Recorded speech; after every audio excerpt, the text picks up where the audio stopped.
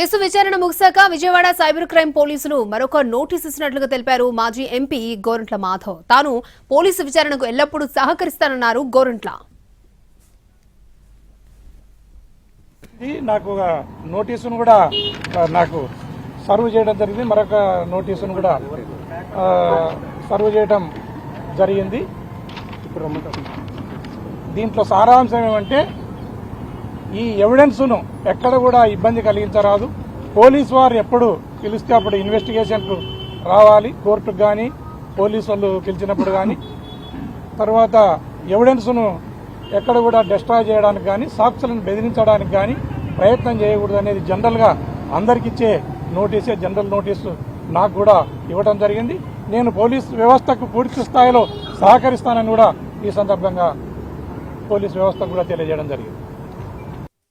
విచారణ జరిగింది. నాకు నోటీసును కూడా